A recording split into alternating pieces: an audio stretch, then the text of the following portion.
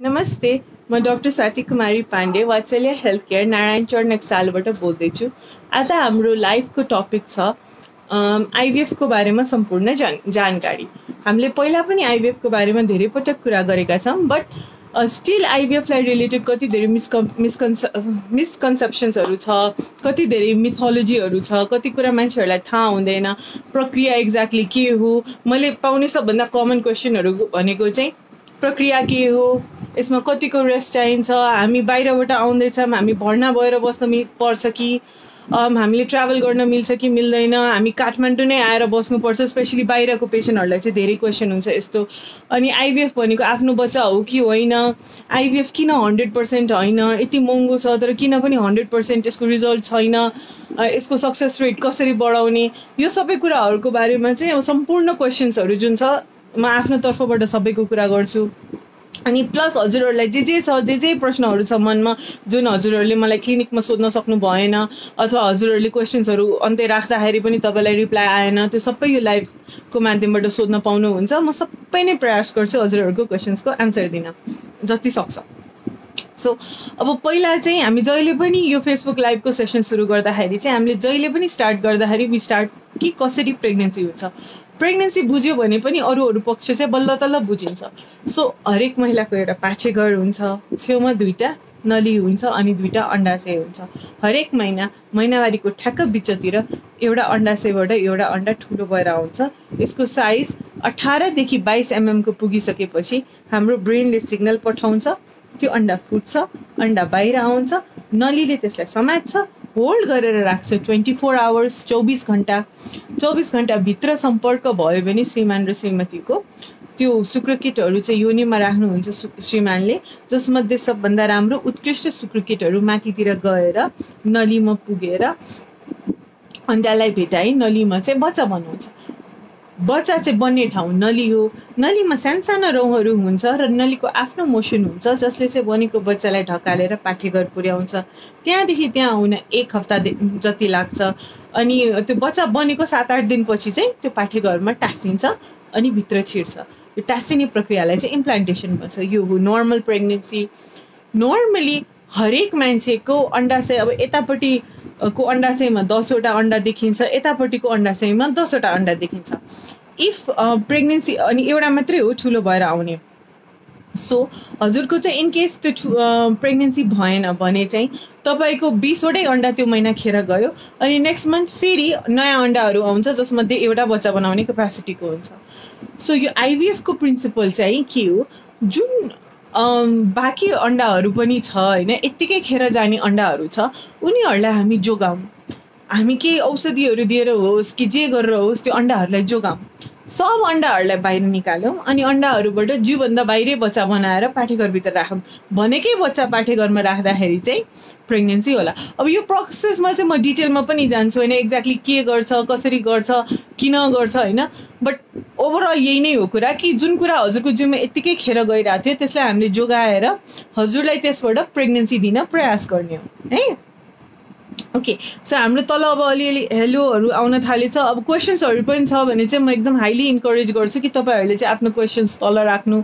मैले आफूले भन्नुपर्ने सबै कुरा भ्याइसकेपछि चाहिँ म सबै क्वेसन्सहरूमा जान्छु। ओके, सो अब यो भयो वाट आइभीएफ भनेको के हो। अब आइभीएफ चाहिँ कसलाई चाहिन्छ, हामीले कसको लागि गर्नुपर्छ होइन। अब लाइक आई फिल होइन, कतिवटा कपाल चाहिँ 7, 8, 10, 11 वर्षको इन्फर्टिलिटी लिएर आइरहेको हुन्छन् अनि अब जता देखायो ठिकै छ, सबै ठिकै छ, भइहाल्छ नि भनेर भन्यो, तर पनि अब यति लामो ड्युरेसन टाइम गइसक्यो अनि प्रेग्नेन्सी आइरहेको छैन। अनि क्लिनिकमा आउँदाखेरि चाहिँ मैले अब हजुरले आइभीएफको बारेमा सुन्नु भएको छ, आइभीएफ नै कन्सिडर गर्ने हो भन्दाखेरि चाहिँ किन आइभीएफ, हाम्रो त सब नर्मल छ। हजुरको सबै कुरा नर्मल भयो भने चाहिँ तपाईँलाई 10 वर्ष जति टाइम लाग्दैन थियो प्रेग्नेन्ट हुन है। केही न केही चाहिँ पक्कै प्रब्लम हुन्छ, त्यो प्रब्लम डिटेक्ट मात्रै नभएको। सो के प्रब्लम हुन्छ जसको लागि चाहिँ हामी आइभीएफ गर्छौँ। अब सबभन्दा सिम्पल भनेको त तपाईँको नलीको समस्या नै हो। इफ नली भनेको बच्चा बस्ने ठाउँ होइन, बन्ने ठाउँ। सो इफ नलीमै प्रब्लम छ, नली बन्द छ युजली इन्फेक्सन सङ्क्रमणहरूले गर्दाखेरि त्यो ब्लक हुनसक्छ। नली ब्लक छ भने चाहिँ कहिले पनि जति राम्रो सुक्रिकेट भए पनि, जति राम्रो अन्डा भए पनि, जति उत्कृष्ट पाठेघर भए पनि केही काम लाग्दैन, किनभने बच्चा जुन ठाउँमा बन्छ त्यो ठाउँ नै एक्सेसिबल छैन। सो त्यो नम्बर 1 इन्डिकेसन हो आइभीएफको। जुन फर्स्ट केस अफ आइभीएफ भएको थियो लुई ब्राउनको, त्यो पनि त्यही इन्डिकेसनले भएको थियो। लुई ब्राउन भनेको अहिले 42 इयर्सको हुनुहुन्छ, उहाँ चाहिँ फर्स्ट आइभीएफ बेबी हो। लुई ब्राउनको मम्मी ड्याडी चाहिँ 10 वर्षदेखि स्ट्रगल गर्दै हुनुहुन्थ्यो इन्फर्टिलिटीको प्रब्लम लिएर। लुई ब्राउनको मदरलाई चाहिँ नली ब्लक थियो, अनि उहाँलाई चाहिँ डक्टरहरूले के भनेका थिए भन्दाखेरि तपाईँ चाहिँ बच्चा अडप्ट गर्नु। तर उहाँलाई चाहिँ एकदम आफ्नै बायोलोजिकल चाइल्ड, उहाँलाई चाहिँ इमोसनली त्यो कुरा एक्सेप्ट गर्न गाह्रो भयो कि अब मैले चाहिँ बच्चै पाउन सक्दिनँ, जे गर्नु छ गर्छु, खर्च गर्नु छ गर्छु, जे ट्रिटमेन्ट अपनाउनु छ अपनाउँछु, तर म आई वान्ट माई ओन बच्चा भनेर उहाँको मान्यता थियो। सो उहाँहरूले चाहिँ 2टा साइन्टिस्ट अथवा डक्टरसँग कुरा गर्नुभएको थियो, स्टेप्टोर र एडवर्ड्स भन्ने। अनि उनीहरूले चाहिँ एउटा नयाँ ट्रिटमेन्ट त्यतिखेर निकाल्दै थिए जसमा चाहिँ त्यही कन्सेप्ट थियो कि अन्डा बाहिर निकाल्ने, सबै अन्डा पनि होइन, त्यो एउटा जुन ठुलो भइरहेको अन्डा छ त्यसैलाई नै बाहिर निकाल्ने अनि जिउभन्दा बाहिर बच्चा बनाएर पाठेघरभित्र राख्ने भनेर एउटा एक्सपेरिमेन्टल ट्रिटमेन्ट निकाल्दै थिएँ त्यतिखेर 42 इयर्स ब्याक। अनि लुई ब्राउनको आमाले चाहिँ त्यो ट्रिटमेन्ट भए पनि ट्राई गर्छु भनेर ट्राई गर्नुभयो। उहाँ प्रेग्नेन्ट हुनुभयो। उहाँ प्रेग्नेन्ट भइसकेपछि चाहिँ जन्मेको फर्स्ट बेबी 1978मा तपाईँको लुई ब्राउन। त्यतिखेर पुरा विश्वभरि तहल्कामा चाहिँ हामी एकदम बिग न्युज भयो, सब म्यागजिन सब न्युज पेपरमा आउने कुरा भयो कि अब यसरी पनि बच्चा भएको छ, ल्याबमा बच्चा बनायो, त्यहाँबाट नाम आयो टेस्ट ट्युब बेबी, जबकि खासमा टेस्ट ट्युबको केही रोलै हुँदैन, कसैले पनि टेस्ट ट्युबभित्र बच्चा बनाउँदैन, तर त्यो आर्टिफिसियली बच्चा ल्याबमा क्रिएट भयो भनेर चाहिँ त्यो नाम आयो टेस्ट ट्युब बेबी। अनि अब त्यो भनेको मान्छेको लागि त्यति ठुलो अचिभमेन्ट थियो, जस्तो कि मान्छे जब पहिलोपटक मुनमा गएको थियो होइन, चन्द्रमामा गएको थियो, त्यो कस्तो त्यो कि अब मान्छे चन्द्रमासम्म पुग्यो भनेर कस्तो ठुलो अचिभमेन्ट थियो ह्युम्यानिटीको लागि।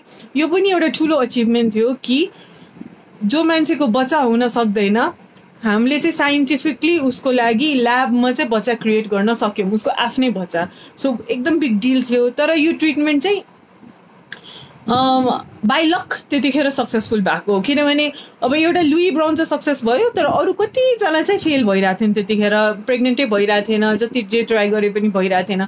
सो 1981मा चाहिँ तपाईँको नेक्स्ट आइभीएफ बेबी चाहिँ इन्डियामा बन्यो। अनि त्यसपछि 1981मा चाहिँ तपाईँको अमेरिकामा पनि इन्ट्रोड्युस भयो।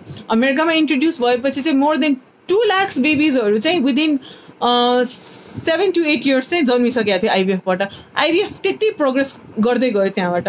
सो ट्युब ब्लकको समस्या छ भने, जुन चाहिँ एकदम कमन पनि छ कि ट्युब ब्लकको समस्या भनेको सङ्क्रमणले हुन्छ, प्रायः ट्युबरकुलोसिसले हुनसक्छ। नेपाल इन्डियातिर त ट्युबरकुलोसिस कति कमन छ हामीहरूलाई थाहा पनि हुँदैन, तर अब पाठेघरमा टिबी भएको हुनसक्छ, जुन चाहिँ पछि गएर बच्चा नबस्दाखेरि बल्ल थाहा हुन्छ। अनि किनभने ट्युबरकुलोसिस भनेको फोक्सोको रोग मात्रै पनि होइन, अरू एन्डोमेट्रियोसिस समस्याहरू जस्तोले गर्दाखेरि पनि ट्युब ब्लक हुनसक्छ। सो ट्युब ब्लक भनेको एकदम कमन समस्या हो। अनि यसले स्ट्रगल गर्ने कपल्सहरूलाई चाहिँ पहिला चाहिँ अडप्सन गर्ने, बच्चा अर्काको बच्चा लिएर पाल्ने बाहेक अरू कुनै अप्सन हुँदैन थियो। अनि जसले ट्राई गर्नु भएको छ तपाईँहरूलाई थाहा पनि छ होला, बच्चा अडप्ट गर्न पनि खासै सजिलो चाहिँ हुँदैन। सो म चाहिँ अडप्सन नराम्रो भनेर भन्दिनँ, म चाहिँ त्यसको पक्षमै हो, मलाई चाहिँ राम्रै लाग्छ। बट स्टिल त्यो कुरा चाहिँ सबैजनाले एक्सेप्ट गर्न सक्दैन। सो अब चाहिँ एउटा साइन्टिफिक अप्सन भयो ट्युब ब्लकको पेसेन्टहरूको लागि आफ्नै बच्चा पाउने है। त्यो भयो एउटा कारण जसको लागि हामी आइभीएफ गर्छौँ। दोस्रो कारण अब पुरुषको समस्याको लागि पनि गर्छौँ। पुरुषको शुक्रकेट 5 मिलियनभन्दा कम छ भने चाहिँ आइयुआईबाट सक्सेस हुने सम्भावना निकै कम छ, एकदम न्यूनतम नै छ भनेर भनौँ। सो त्यस्तो बेलामा चाहिँ पुरुषको समस्याको लागि पनि हामीले आइभीएफ गर्नुपर्ने हुनसक्छ। हामीले पुरुषको शुक्रकेट लिने, महिलालाई चाहिँ अब अलिकति दुःख भयो, अन्डाहरू चाहिँ निकाल्नु पऱ्यो, जिउभन्दा बाहिरै बच्चा बनाउने अनि पाठेघरमा राख्ने, त्यो दोस्रो इन्डिकेसन। तेस्रो इन्डिकेसन तपाईँको पुरुषको शुक्रकेट छँदै छैन भने, अब छँदै छैन होइन, अनि तर पनि आफ्नो बच्चा चाहियो। सो इफ छैन भने जसलाई चाहिँ एजोस्पर्मिया भन्छ, अनि तपाईँलाई चाहिँ अब चाहिँ मेरो बच्चै हुँदैन भनेर सोच्नु पर्दैन। कहिलेकाहीँ चाहिँ अंडाकोशमा चाहिँ उत्पादन भइरहेको हुन्छ तर बाहिर निस्किरा हुँदैन। सो त्यसको लागि चाहिँ हामीले निडलको मार्फतबाट अलिकति टिस्यु झिकेर चेक गर्न मिल्छ कि उत्पादन भएको छ कि छैन, जुन प्रक्रियालाई चाहिँ टिसा भन्छ। अनि भएको छ भने चाहिँ त्यो सुक्रिकिट लिएर अनि ल्याबमा बच्चा बनाउने, पाठ्यघरमा राख्ने, यसको सक्सेस रेट एकदम राम्रो छ। सो यो भयो तेस्रो इन्डिकेसन। चौथो इन्डिकेसन तपाईँको आइभीएफको इफ त्यही ट्युबरकुलोसिसले बिग्रेको छ भने चाहिँ नलीहरू है, नलीको समस्या जुनसुकै समस्यामा पनि त्यही आइभीएफ नै हो। फिफ्थ इन्डिकेसन अनएक्सप्लेन्ड इन्फर्टिलिटी, जुन चाहिँ मलाई नेपाली पेसेन्टहरूलाई बुझाउन सबभन्दा धेरै गाह्रो हुन्छ। सो अनएक्सप्लेन्ड इन्फर्टिलिटी भनेको के हो? इफ कुनै कपल 2 वर्षसम्म कन्सिभ गर्न सक्नु भएन, 2 वर्षसम्म लगातार अनप्रोटेक्टेड इन्टरकोर्समा बस्दा पनि 2 वर्षसम्म पनि बेबी ट्राई गर्दा इफ तपाईँको बेबी भइरहेको छैन भने चाहिँ हजुरले आइभीएफको बारेमा सोच्दा राम्रो कुरा हो, नराम्रो कुरा होइन। 80% कपल फर्स्ट इयरमै कन्सिभ गर्छन् ट्राई गरेको, 95% कपल चाहिँ सेकेन्ड इयरसम्म कन्सिभ गरिसकेका हुन्छन्। सो इफ 2 इयर्ससम्म तपाईँको बच्चा भइरहेको छैन भने चाहिँ हाम्रो सबै राम्रो छ भनेर सोच्नु भएन।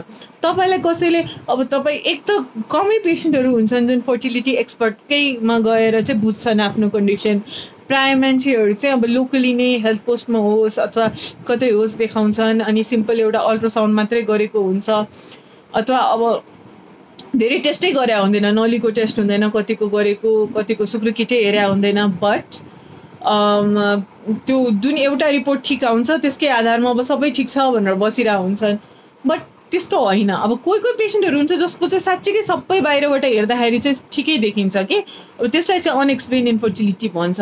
तर त्यस्तोमा पनि तपाईँको समस्या नहुने होइन कि भित्रभित्र समस्याहरू भइरहेको हुन्छ। कस्तो सानो समस्या हुन्छ भन्दाखेरि कहिलेकाहीँ चाहिँ जुन सुक्रिकिट हुन्छ नि बाहिरबाट जति राम्रो आकारको जति राम्रो भए पनि त्यसको एन्जाइमको डिफेक्ट हुन्छ होइन। जब चाहिँ उस सुक्रिकिटले अन्डाभित्र छिर्नुपर्छ एन्जाइमै प्रड्युस नभएर अनि छिर्नै नसक्ने कि यहीँ आएर टाँसेर बस्छ, भित्र कहिले चिर्दैन, भ्रूण बनाउँदैन होइन। सो त्यस्तो प्रब्लमहरू पनि हुन्छ कि माइक्रोस्कोपिक प्रब्लम, जुन चाहिँ हामीले कुनै पनि जाँचहरू छैन नेपालमा जसबाट चाहिँ हामी थाहा पाउन सक्छौँ कि यस्तो नेपाल होइन विश्वभरि नै अहिलेसम्म जाँच छैन। सो नेपाललाई मात्रै त के भनौँ। सो त्यसले गर्दाखेरि चाहिँ यस्तो समस्या भएर चाहिँ कहिलेकाहीँ प्रेग्नेन्सी भइरहेको हुँदैन, जुन चाहिँ हामी जाँच्न पनि सकिरहेको हुँदैन। सो त्यसलाई अनएक्सप्लेन इन्फर्टिलिटीभित्र पर्छ। सो अहिलेको गाइडलाइन चाहिँ हजुरको बिलायतको गाइडलाइनहरूले चाहिँ 2 वर्ष कुर्नु, 2 वर्ष ट्राई गर्न दिनु पेसेन्टहरूलाई, अनि 2 वर्षपछि चाहिँ पेसेन्टहरू कन्सिभ गरेनन् भने चाहिँ हामीले आइभीएफको अप्सन दिनुपर्छ भनेर भनेका छन्। ओके, म क्वेसन्स आइरहेछ, म हेर्दैछु। म यो कम्प्लिट गरेपछि सबैको क्वेसन आन्सर गर्छु ल।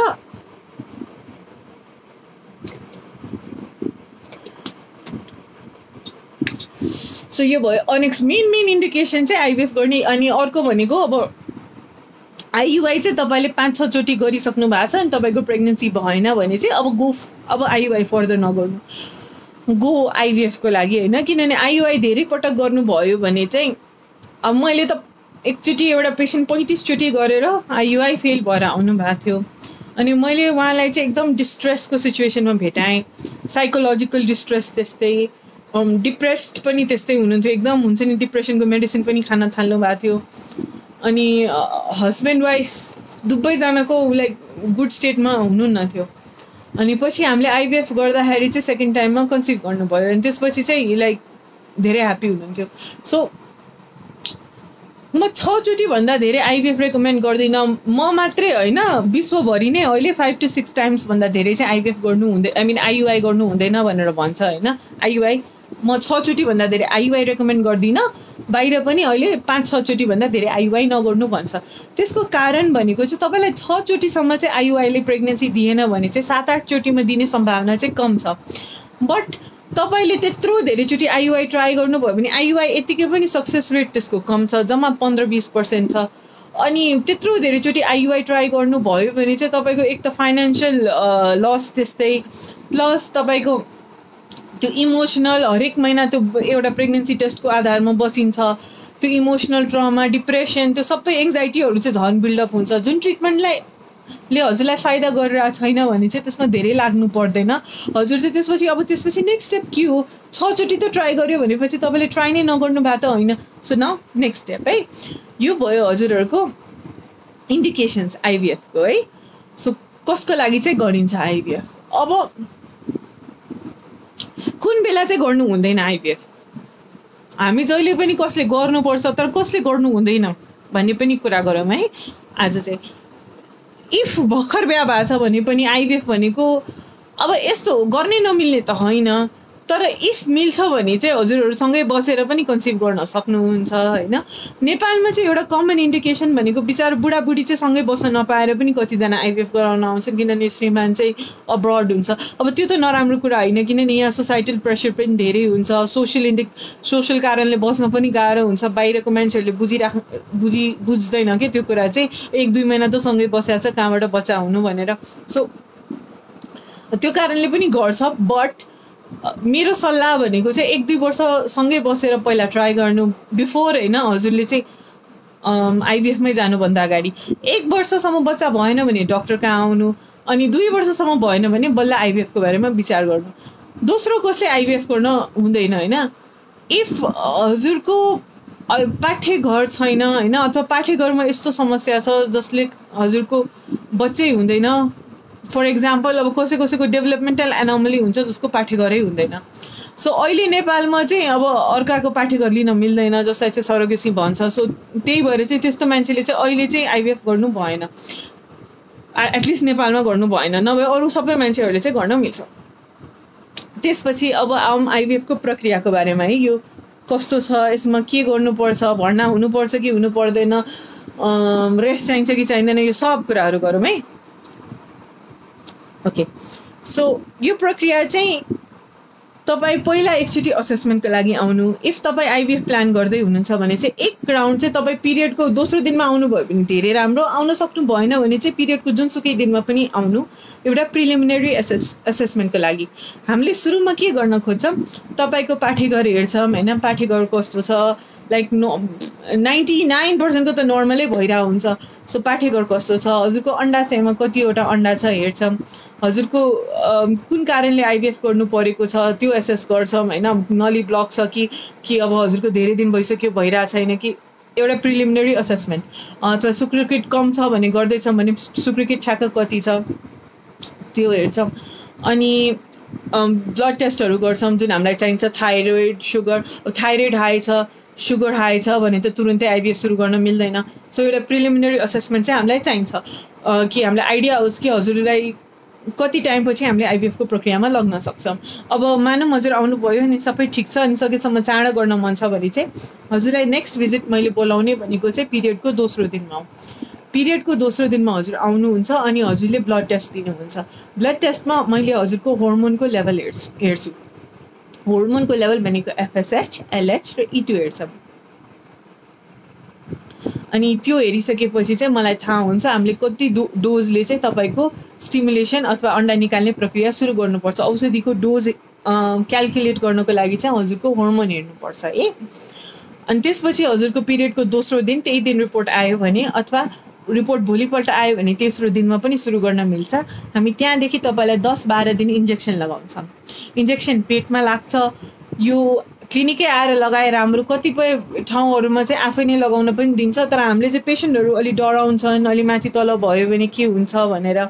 सो हामी चाहिँ क्लिनिकमा आएर लगाउने भनेर सजेस्ट गर्छौँ। एकछिन 10-12 दिन इन्जेक्सन लाग्छ। त्यसपछि हजुरको जुन यत्तिकै खेर जाने अन्डाहरू थियो सबको साइज हामी बढाउँछौँ इन्जेक्सनको माध्यमबाट। 18 देखि 22 मिलिमिटरको बनाउँछौँ। सबको साइज ठुल्ठुलो भइसकेपछि चाहिँ हजुरको फर्स्ट स्टेप के थियो, हर्मोनको जाँच। सेकेन्ड स्टेप के थियो, फर्स्ट स्टेप भनेको हर्मोनको जाँच र अन्डा कति थियो चेक गरेको थियौँ। सेकेन्ड स्टेप भनेको 10-12 दिन इन्जेक्सन लगायौँ।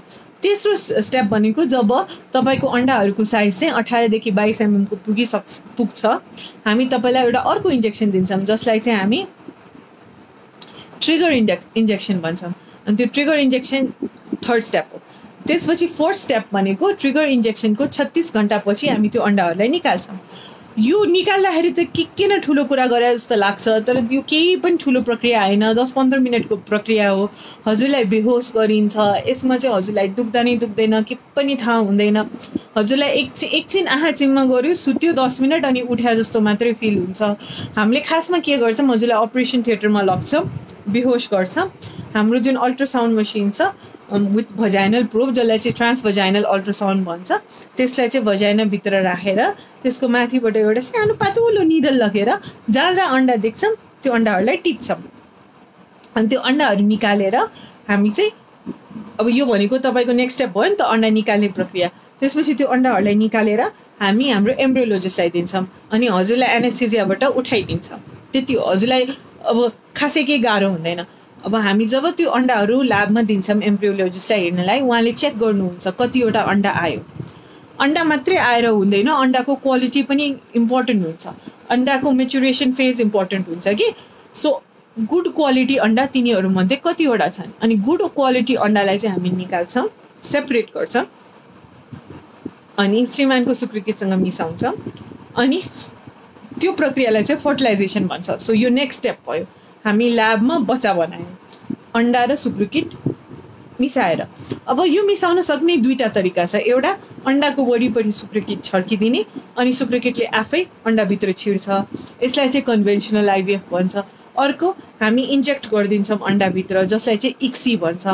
पहिला चाहिँ आइभिएफ धेरै गर्थ्यौँ वरिपरि छर्किने, अहिले चाहिँ इक्सी धेरै गर्छ। अब हाम्रो वात्सल्य हेल्थ केयरमा चाहिँ हामी सबै पेसेन्टको इक्सी नै गर्छौँ, किनभने इक्सीबाट चाहिँ भ्रूण बन्ने सम्भावना धेरै छ। सो हजुरहरूले चाहिँ हाम्रो इक्सी गर्नुपर्छ भनेर सोच्नु पर्दैन, हामी सबैको नै त्यही नै गर्छौँ। हामीले चाहिँ हजुरलाई मिनिमम कस्टमा कसरी म्याक्सिमम रिजल्ट दिने भनेको हाम्रो पनि उद्देश्य हुन्छ। सो हामी भ्रूण बनाउँछौँ त्यसरी। यो भनेको नेक्स्ट स्टेप हो। तर इक्सी गर्दै म चाहिँ सबै फर्टिलाइज भएर राम्रो भ्रूण बनाउँछ भन्ने छैन। कतिवटा चाहिँ राम्रो हुँदैन, कतिवटा चाहिँ टुक्रिन्छ, कतिवटा चाहिँ बिग्रिन्छ। सो हामी 3 दिनपछि हेर्छौँ अब कुन भ्रूणहरू चाहिँ कतिवटा राम्रो भ्रूण बन्यो। अब इफ धेरैवटा राम्रो बनेको छ भने चाहिँ हामीले अझै फर्दर ग्रोथ गराउँछौँ 2 दिन अनि ब्लास्टोसिस स्टेजसम्म लग्छौँ, अझै फर्दर ग्रोथ गराएर। किनभने 3 दिनसम्म चाहिँ जुन भ्रूणहरू बन्छ तिनीहरूले न्युट्रिसन चाहिँ अन्डाबाटै लिन्छ, तर 3 दिन पछि चाहिँ जुन भ्रूणहरू बन्छ उनीहरूले आफ्नो एनर्जी आफै सिन्थेसाइज गर्छ अनि आफै ग्रो गर्छ। सो 3 दिन पछिको भ्रूण चाहिँ अलिकति अझै स्ट्रङ मानिन्छ।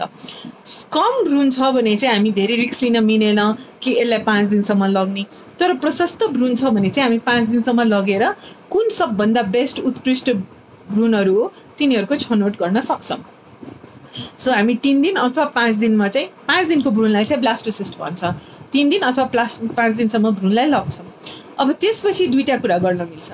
हजुरसँग हामी कुरा गर्ने, हामीले अल्ट्रासाउन्डहरू गर्दाखेरि चाहिँ तपाईँको पाठेघरको लाइनिङहरू ठिकै देखाएको थियो जब हामी इन्जेक्सन दिइरहेको थियौँ भने चाहिँ हजुरलाई अप्सन दिन्छौँ फ्रेस ट्रान्सफर अथवा फ्रोजन ट्रान्सफरको। फ्रेस ट्रान्सफर भनेको चाहिँ जुन महिना हामी इन्जेक्सन लगाइरहेछौँ, अब 2 हप्ता तपाईँले इन्जेक्सन लगाउनु भयो है, हजुर चाहिँ माइनम बाहिरबाट आउनु भएको छ कता जुम्लाबाट, अनि अब हजुरलाई चाहिँ यो फेरि आउन एकदम धेरै गाह्रो छ, हजुरको पाठेघर पनि मैले ठिकै भनिरहेको छु भने चाहिँ यही महिना राख्नु मिल्दैन त डाक्टर साहब भनेर कतिजनाको क्वेसन हुन्छ। डेफिनेटली मिल्छ, त्यसलाई चाहिँ फ्रेस ट्रान्सफर भन्छ है। हामीले त्यही महिना पनि तपाईँको भ्रूण पाठेघरभित्र राख्न मिल्छ, त्यो भयो एउटा अप्सन। अर्को अप्सन भनेको चाहिँ तपाईँ होइन डाक्टर साहब ठिकै छ होइन मलाई हतार छैन म फेरि आउँछु अनि अर्कोचोटि बरु हालौँला, तर कहिले जे बेटर हुन्छ त्यो भन्नु मलाई भनेर कतिजनाको कुरा हुन्छ। त्यस्तो भयो भने चाहिँ म फ्रोजन ट्रान्सफर सजेस्ट गर्छु। फ्रोजन भनेको चाहिँ भ्रूणहरूलाई अहिले फ्रिज गरिदिने अनि अहिले चाहिँ पाठेघरभित्र नराख्ने, हजुरलाई पिरियड हुन दिने, हजुरलाई 1 महिना बिचमा रेस्ट दिने अनि हजुरलाई 1 महिनापछि फेरि बोलाउने अनि 2-3 हप्ता मुखबाट औषधि खुवाउने, पाठेघरको लाइनिङ जुन चाहिँ भित्रको बच्चा टाँस्ने ठाउँ हो त्यसलाई फेरि राम्रो बनाउने अनि भ्रूणहरू राख्ने टाँसिनलाई, त्यसलाई चाहिँ फ्रोजन ट्रान्सफर भन्छ।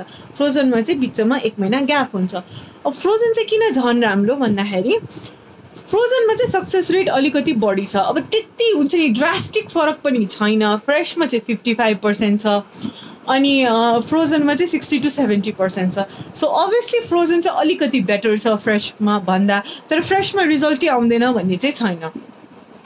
एक्चुअली पहिला चाहिँ जब आइभिएफ सुरु भएको थियो त्यतिखेर चाहिँ फ्रोजन ट्रान्सफर भन्ने नै थिएन, कस्तो थियो भन्दाखेरि चाहिँ फ्रेस ट्रान्सफर मात्रै गर्थ्यो त्यतिखेर चाहिँ अन्डा निकाल्ने अनि बच्चा बनाउने अनि पाठेघरभित्र हालिहाल्ने तर कहिलेकाहीँ चाहिँ पाठेघरको कन्डिसन राम्रो हुँदैन थियो अथवा कहिलेकाहीँ चाहिँ कस्तो हुन्थ्यो भन्दाखेरि कुनै महिलाहरूलाई चाहिँ एकदम पिसिओएसको महिलाहरूलाई चाहिँ एकदम धेरै समस्या हुने त्यही महिना राख्यो भने चाहिँ ओभेरियन हाइपरस्टिमुलेसन सिन्ड्रोम भएर ज्यान समेतको रिस्क हुन्थ्यो सो वैज्ञानिकहरूले एउटा प्रक्रिया निकाले जसबाट चाहिँ हामीले भ्रूणहरू चाहिँ फ्रिज गरेर राख्न सक्यौँ होइन सो जब त्यो फ्रिजिङको टेक्निक आयो त्यसपछि बाई एक्सपेरिमेन्ट मान्छेहरूले के थाहा पायो कि जुन फ्रिज गरेको एम्ब्रियो हुन्छ त्यसबाट प्रेग्नेन्सी झनै धेरै आइरहेछ किन यस्तो भइरहेछ भन्दाखेरि चाहिँ रिजन चाहिँ के थाहा पायो कि जुन हामीले इन्जेक्सनहरू लगाए हुन्छौँ नि त्यसको अलिअलि चाहिँ नकारात्मक असर हुन्छ पाठेघरको लाइनिङमाथि अनि त्यसले गर्दाखेरि चाहिँ बच्चा बस्न त्यही साइकलमा सम्भावना अलिक कम हुन्छ तर हामीले बिचमा 1 महिना ग्याप दियो भने चाहिँ त्यो औषधिहरूको सबैको असरहरू जिउबाट बाहिर निस्किन्छ अनि फेरि बच्चा राख्दाखेरि चाहिँ सक्सेसको चान्स अलिक बेसी हुन्छ सो फ्रोजन चाहिँ अलि राम्रो चाहिँ हो तर कहिलेकाहीँ चाहिँ हामीले सबैतिरबाट सोच्नुपर्छ कि अब कोही मान्छे चाहिँ परबाट आउनु भएको छ यहाँ आउन गाह्रो छ काठमाडौँमा बस्ने ठाउँ छैन अनि एकदम अप्ठ्यारो छ भने चाहिँ त्यस्तोमा फ्रेसबाट चाहिँ रिजल्टै नआउने होइन 55% भनेको चाहिँ एकदम राम्रो रिजल्ट नै हो त्यही भएर हामीले फ्रेस त्यस्तो बेलामा चाहिँ गर्दा हुन्छ केही फरक पर्दैन है सो यो भयो एम्ब्रियो ट्रान्सफरको स्टेप है अनि नेक्स्ट स्टेप भनेको अब 2 हप्ताको कुर्ने टाइम जुन चाहिँ सबभन्दा गाह्रो स्टेप हो जुन चाहिँ मैले फिल नै गरेको छु पेसेन्टहरूले चाहिँ सबभन्दा गाह्रो छ यो टाइम यो 2 हप्ता कसरी कटाउने भनेर अनि 2 हप्ता कुरेपछि चाहिँ प्रेग्नेन्सी टेस्ट गर्ने हामीले चाहिँ ब्लड टेस्ट प्रिफर गर्छौँ अनि ब्लड टेस्ट पोजिटिभ आएछ अनि हामी तपाईँलाई बधाई दिन्छौँ अनि हामी त्यहाँबाट चाहिँ प्रेग्नेन्सी हेर्दै जान्छौँ है अब यो भयो बेसिक आइभीएफको प्रक्रिया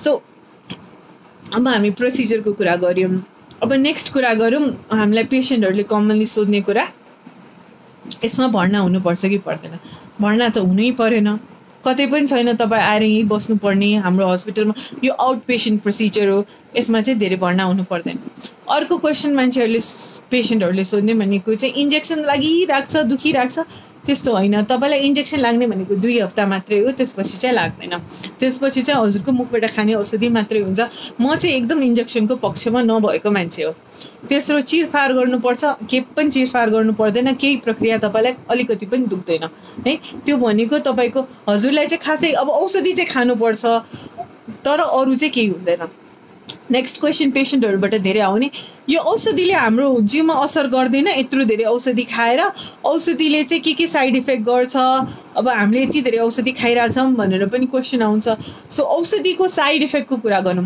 हामीले जुन इन्जेक्सन लगाउँछौँ त्यो भनेको एफएसएच र एलएच हो होइन त्यो भनेको हाम्रो जिउभित्र भएकै तत्त्वहरू हो कि त्यो कुनै अरू कुरा होइन हामीले चाहिँ खालि त्यही तत्त्वलाई चाहिँ बाहिर म्यानुफ्याक्चर गरेर अलिक हाई डोजमा दिँदाखेरि चाहिँ बाँकी अन्डाहरू पनि ठुल्ठुलो भएर आउँछ होइन सो यसले चाहिँ तपाईँको साइड इफेक्ट गर्न सक्ने भनेको चाहिँ अलिकति वकवकी आउला जस्तो हुनसक्छ कसैलाई चाहिँ टाउको दुख्न सक्छ अलिकति जिउ असजिलो भए जस्तो हुनसक्छ अनि धेरैजना पेसेन्टको कम्प्लेन भनेको चाहिँ आफ्नो श्रीमानसँग रिस उठ्दो रहेछ यो इन्जेक्सन लगाउँदाखेरि मुड राम्रो हुँदैन त्यति हो साइड इफेक्ट त्योभन्दा धेरै खासै केही पनि हुँदैन है अब मुखबाट खाने औषधि चाहिँ लेट्रोजोल र क्रोमोफिन युज हुन्छ प्रायः त्यसको साइड इफेक्ट पनि त्यही हो टाउको दुख्ने अलिकति कसैले चाहिँ आँखा अलि धमिलो देख्यो पनि भन्छन् अनि तर अरू चाहिँ अलिक पेटहरू डिस्कम्फर्ट हुने त्यति नै हो त्यसको side effect serious side effect चाहिँ खासै केही पनि छैन अब पिसिओएस भएको पेसेन्ट हुनुहुन्छ भने चाहिँ पिसिओएसको पेसेन्टहरूले चाहिँ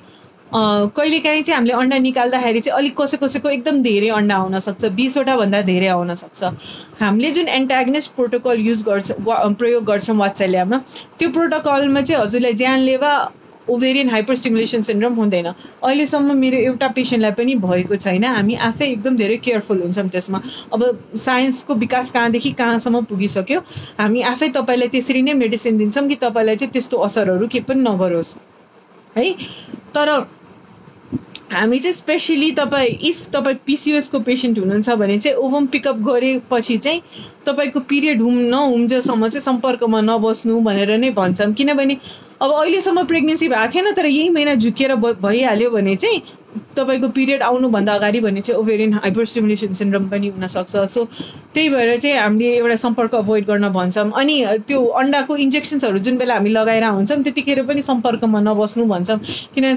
सम्पर्कमा बस्दाखेरि चाहिँ कहिलेकाहीँ बस्दै नबस्ने भन्ने कुरा छैन, सुपरफिसियल इन्टरकोर्स चाहिँ खासमा गर्न पाइन्छ भन्छ, तर म चाहिँ सजेस्ट गर्दिनँ, किनभने अलिकति पनि रिस्क भयो भने चाहिँ 2 हप्ताको त कुरा हो, 2 हप्ताको लागि चाहिँ किन रिस्क लिने जस्तो लाग्छ मलाई। अन्डा फुट्यो भने केही अप्ठ्यारो भयो भने, त्यही भएर म चाहिँ सजेस्ट गर्दिनँ त्यतिखेर सम्पर्कमा बस्न। ओके, अनि अब इफ पिसिओएसको पेसेन्ट छ भने त उहाँहरूलाई अलिकति साइड इफेक्ट के देख्न सक्छ, अलिकति वाकवाकी बडी आउने, पेट अलिक फुल्ने, अनि अलिकति डिस्कम्फर्ट चाहिँ धेरै हुनसक्छ होइन। पिसिओएसको पेसेन्टहरूलाई चाहिँ हामीले यत्तिकै आइभिएफ पछि चाहिँ ढिलो बोलाउँदैनौँ, प्रायः अलिक चाँडै नै फलोअपमा बोलाउँछौँ, तर अहिलेसम्म चाहिँ पिसिओएसमा पनि केही पनि कम्प्लिकेसन आएको छैन। तपाईँ ढुक्क भएर बस्नु। एउटा अब किताबी कम्प्लिकेसन भनेको चाहिँ एक पिकअप गर्दाखेरि चाहिँ कहिलेकाहीँ के अरे रगतको पाइपहरू अथवा जसलाई चाहिँ भेसल ब्लड भेसल भन्छ तिनीहरूमा लाग्यो भने चाहिँ हेमोपेरिटोनियम हुनसक्ने, अथवा कहिलेकाहीँ चाहिँ मलद्वारहरूमा पनि चोट लाग्न सक्छ भन्छ, तर मैले चाहिँ अहिलेसम्म एक्सपिरियन्स गरेको छैन त्यो केस। हुन त किताबहरूमा पढाए, अब हुन त अब जे पनि हुनसक्छ इन्भेजिभ प्रोसिजर भइसकेपछि, तर अहिले चाहिँ हाम्रो विकास यति भइसकेको छ कि प्रायः जसो चाहिँ कम्प्लिकेसनहरू आउँदैन केही पनि। सो यो भयो मेडिसिनको साइड इफेक्टहरूको कुरा। हजुरहरू अलि ढुक्क भएर बस्नु कि मेडिसिनहरू चाहिँ धेरै साइड इफेक्ट भएका मेडिसिनहरू छैन। त्यसपछि अब नेक्स्ट आउने क्वेसन भनेको चाहिँ के गर्दाखेरि चाहिँ सक्सेस रेट बढ्छ, 100% यो किन हुँदैन। अनि अर्को क्वेसन आउने भनेको चाहिँ फेल भयो भने चाहिँ किन फेल भयो भन्ने हुन्छ। स्पेसली पेसेन्टहरू जसलाई चाहिँ हामीले अगाडि भनिरहेका हुन्छौँ सबै ठिकै छ, सबै राम्रो छ, तर पनि इफ प्रेग्नेन्सी आएन भने किन आएन, अनि कति पटकसम्म गर्न मिल्छ, यिनीहरूको बारेमा पनि कुरा गरौँ।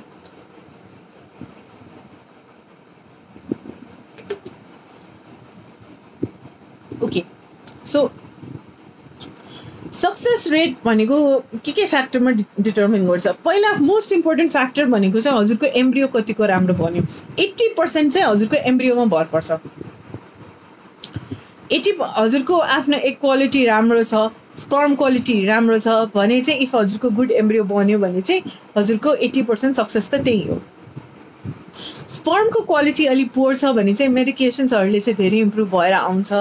हामी चाहिँ एक क्वालिटी इम्प्रुभ गर्नलाई पनि मेडिसिन दिएर हुन्छौँ, तर मैले रिसर्चमा कहिले पनि प्रुभेन बेनिफिट भेटेको छैन मेडिसिनहरूको। म पनि चलाउँछु के भइहाल्छ कि भनेर, बट प्रुभेन बेनिफिट चाहिँ छैन। अन्डा कम छ भने बढाउन सकिँदैन, अन्डाको क्वालिटी कमजोर छ भने चाहिँ लगभग त्यही नै हो।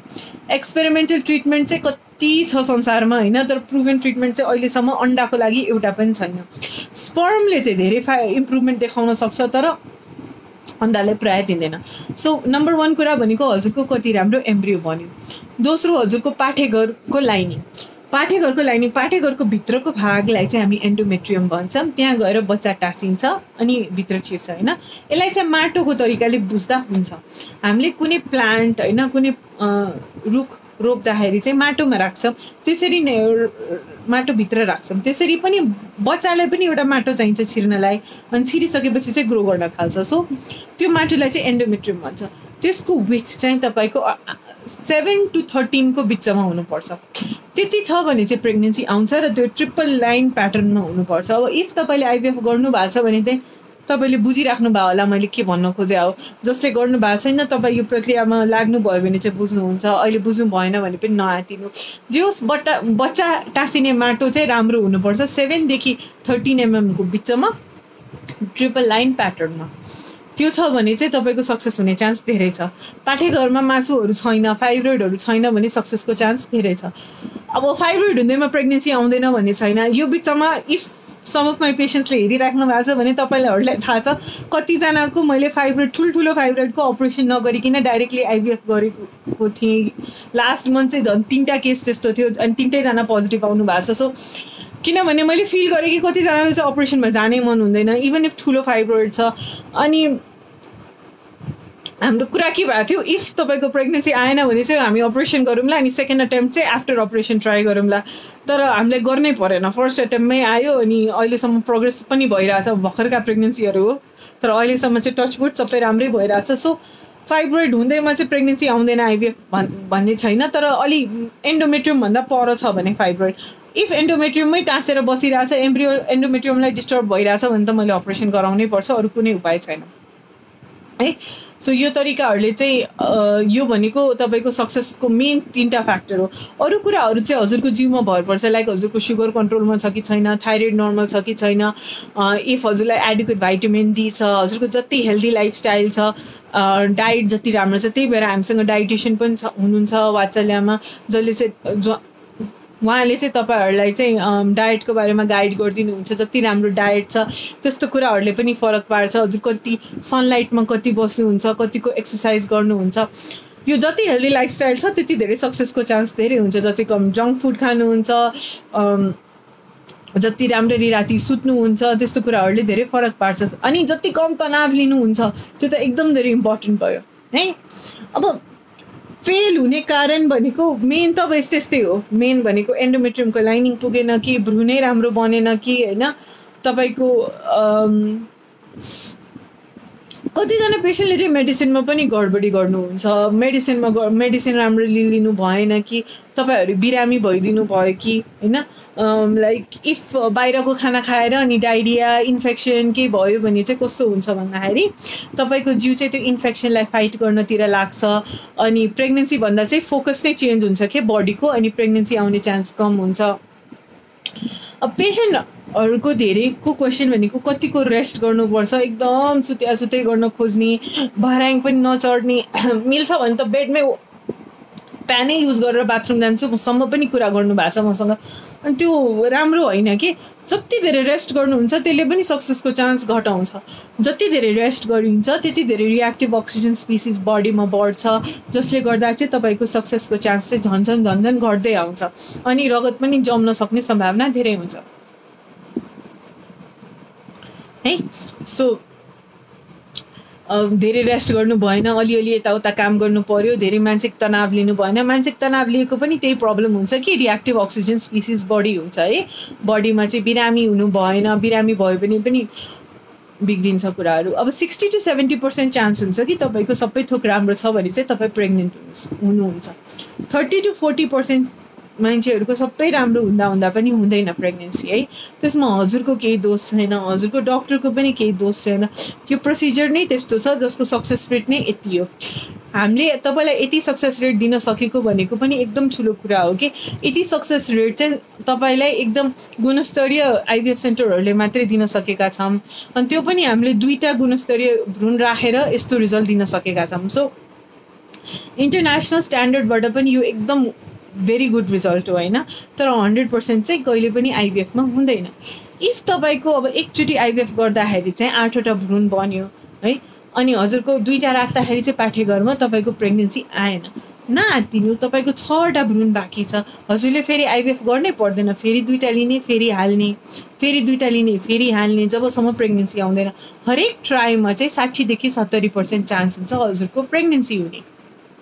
ओके, इफ तपाईँको 2 पटक जति फेल भयो अनि हामीले कुनै कारण भेटेनौँ हजुरको किन फेल भइरहेछ भने चाहिँ हामीले केही कुराहरू गर्न मिल्छ। एउटा हिस्ट्रोस्कोपी गर्न मिल्छ। हिस्ट्रोस्कोपी भनेको दूरबीनको मार्फतबाट पाठेघरभित्र हेर्ने है।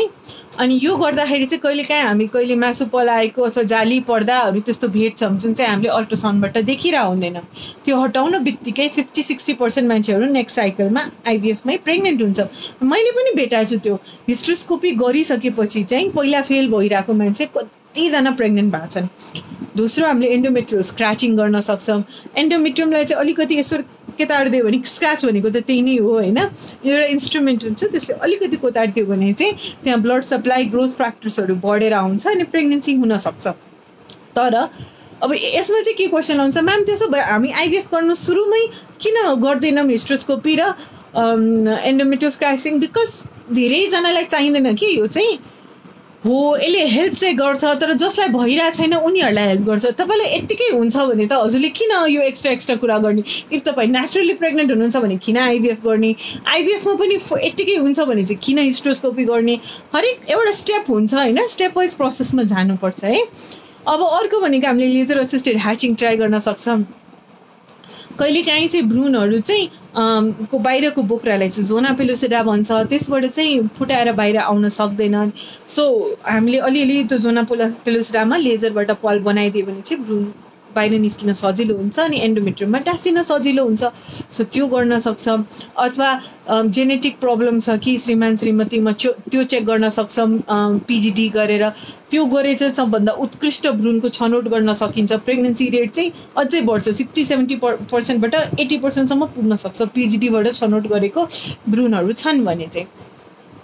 सो त्यो प्रक्रियाबाट चाहिँ हामी आइभीएफको सक्सेस रेटहरू बढाउन सक्छौँ इफ फेल भइरहेछ। अब हजुरको सबै नै भ्रूण सक्यो है, कुनै पनि भ्रूण बाँकी छैन भने हजुरले फेरि यो अन्डा निकाल्ने प्रक्रिया चाहिँ टोटलमा चाहिँ 4 देखि 5 चोटि गर्न मिल्छ। यस्तो कुनै पनि गाइडलाइन छैन जसले भनेको छ कि 6 चोटि नगर भनेर होइन, अथवा 7 चोटि नगर भनेर। तर आइयुआई जस्तै कुरा हो, 5 देखि 6 चोटि पछि चाहिँ तपाईँले यसले फाइदा गरेन भने चाहिँ अब गर्दैन होला, अब छोडिदिनु, अब अरू तरिकामा जाँदा हुन्छ भनेर एउटा सुझाव मात्रै हुन्छ हाम्रो तर्फबाट। किनभने मान्छेको मेन्टल स्ट्रेस पनि त्यही लेभलको पुगिसकेको हुन्छ। फर्टिलिटी ट्रिटमेन्टमा चाहिँ मानसिक तनाव कहिलेकाहीँ धेरै हुन्छ। कुनै कुनै कपलहरूको लागि चाहिँ फर्टिलिटी ट्रिटमेन्ट धेरै सजिलो हुन्छ, एकैचोटिमा आउन बित्तिकै प्रेग्नेन्ट भइहाल्छन्। धेरै जसो मान्छेको लागि यस्तै हुन्छ। 10 जना नयाँ पेसेन्टमा 7 जना जति त प्रेग्नेन्ट भइहाल्छन् फर्स्ट टाइममै आउँदा। तर त्यो बाँकीको 3-4 जना जो हुनुहुन्छ उहाँहरूको लागि चाहिँ यो एकदम गाह्रो हुनसक्छ। मानसिक तनाव पनि त्यस्तै हुन्छ। सो इफ मानसिक तनाव फिल भइरहेछ, हजुरलाई फ्रस्ट्रेसन फिल भइरहेछ भने त्यो एकदम नर्मल कुरा हो। तपाईँले हामीसँग कुरा गर्न सक्नुहुन्छ, हामीसँग काउन्सलर पनि हुनुहुन्छ, उहाँसँग पनि कुरा गर्न सक्नुहुन्छ। हामी बुझ्छौँ, हजुरको रिस पनि बुझ्छौँ, हजुरको फ्रस्ट्रेसन पनि बुझ्छौँ, सबै कुरा बुझ्छौँ। तर हामी पनि साइन्सका मान्छेहरू मात्रै हो।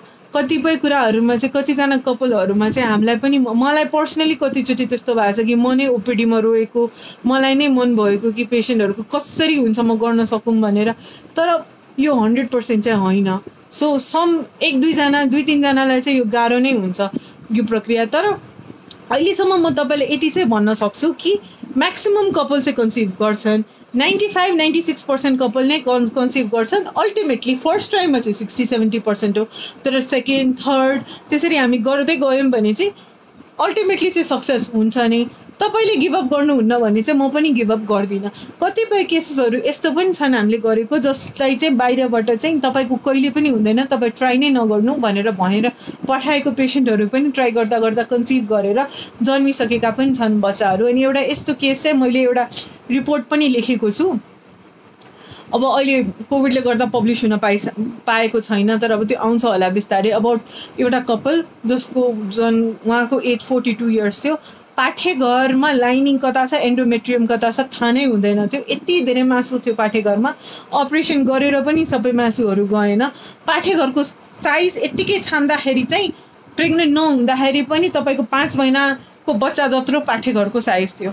प्रेग्नेन्सीको सम्भावना न्यूनतम थियो, तर चौथो ट्राईमा चाहिँ प्रेग्नेन्सी भयो अनि छोरा पनि जन्मियो भनेपछि चाहिँ असम्भव भने के पनि हुँदैन। त्यो चाहिँ हजुरहरूले पनि बुझ्नुपर्ने हुन्छ है। अब सो हामीले अब आइभीएफको किन सक्सेस हुन्छ, किन फेलियर हुन्छ, अब आफ्नो सक्सेस रेट कसरी बढाउने त्यसको पनि कुरा गरी। फेलियर भइहाल्यो भने चाहिँ फर्स्ट कुरा त नआत्तिने है। हजुरले पहिला आफूलाई टाइम दिनु, आफ्नो इमोसन्सहरूलाई प्रोसेस गर्नु, अनि त्यसपछि चाहिँ आउने अनि हामीसँग फेरि कुरा गर्ने अनि के गर्न सक्छ। अब कसै कुनै पेसेन्टहरूको चाहिँ अन्डाको क्वालिटी नराम्रो निस्किन्छ होइन, त्यसले गर्दा फेल भएको हुन्छ। धेरै जसो त अन्डाकै समस्याहरूले गर्दाखेरि चाहिँ भ्रूण राम्रो नबनेर फेल भएको हुन्छ। अब त्यस्तोमा चाहिँ हामीसँग अरू अप्सनहरू पनि छ। अन्डाको डोनेसन लिन सकिन्छ, डोनरबाट चाहिँ अन्डा लिएर अनि श्रीमानकै शुक्रकिटसँग मिसाएर बच्चा बनाएर पाठेघरमा राख्न सकिन्छ। त्यसलाई चाहिँ डोनर आइभीएफ गर्छ भनिन्छ अनि त्यो गर्न सकिन्छ।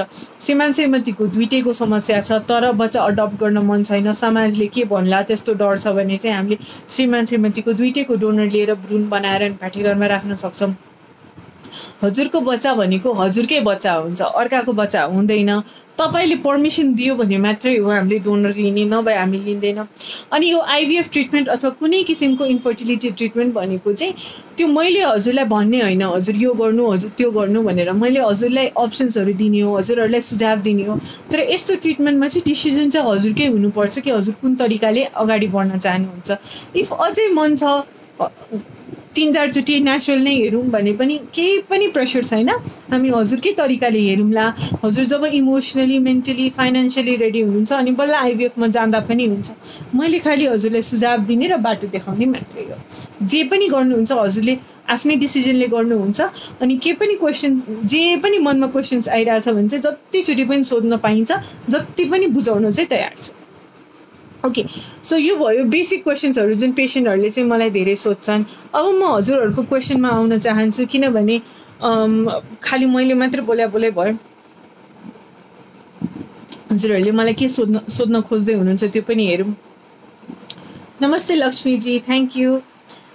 हेलो बिजिलाजी, प्रतिमाजी नमस्ते हजुरलाई। नमस्ते दिपेशजी, नमस्ते जगतजी। हेलो देवीजी, हेलो सञ्जिता पौडेलजी। डक्टर आइयुआई गरेपछि रेस्ट गर्नुपर्छ अनि के खाना हुन्छ भनिदिनु न। आइयुआई गरिसकेपछि चाहिँ रेस्ट गर्नु पर्दैन नानु। आइयुआई गर्न बित्तिकै चाहिँ 15 मिनट पल्टिनुपर्छ, त्यसपछि सबै सामान्य कामहरू गर्न मिल्छ। कुनै पनि प्रेग्नेन्सी, चाहे त्यो आइयुआई होस्, आइभीएफ होस् अथवा नेचुरल होस्, होइन, रेस्ट भनेको त्यसको पार्टै होइन कि।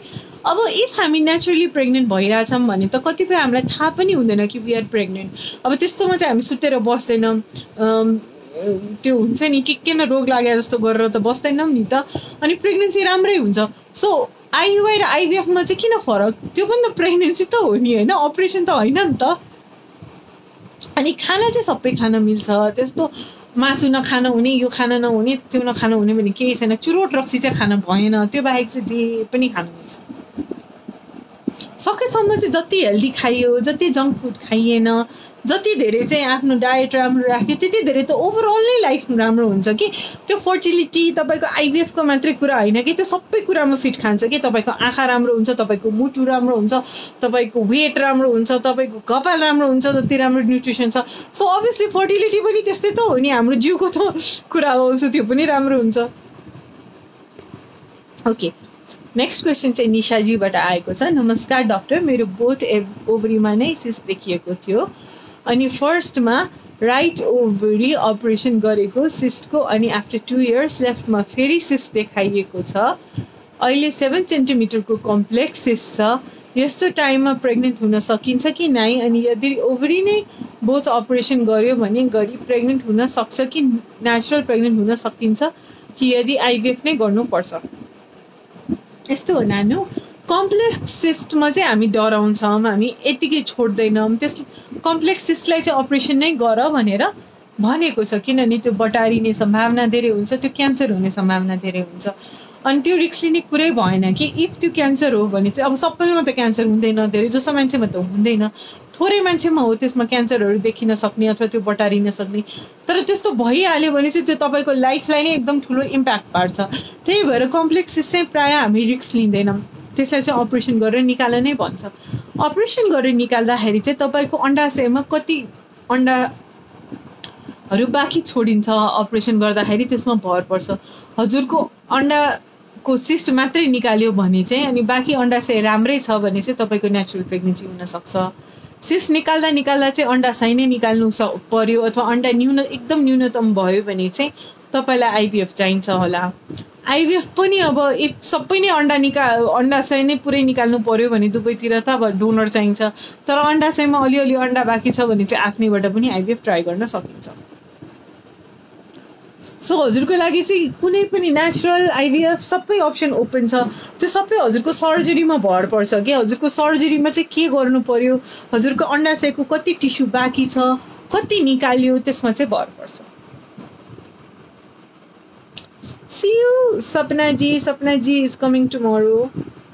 केशव उप्रेती जी, कति दिन लाग्छ हजुरले फ्रेस ट्रान्सफर गर्नुभयो भने 3 हप्ता, फ्रोजन ट्रान्सफर गर्नुभयो भने चाहिँ सुरुको 2 हप्ता, बिचमा 1 महिना ग्याप जसमा हामी केही गर्दैनौँ, हजुर आनन्दले घरमा जे गर्दै हुनुहुन्छ त्यही गर्नुहुन्छ, अनि फेरि 3 हप्ता, सो 5 हप्ता लाग्छ टोटल तपाईँको फ्रोजनमा, अनि फ्रेसमा चाहिँ 3 हप्ता जम्मा लाग्छ। तर फ्रोजनमा चाहिँ सक्सेसको चान्स धेरै छ।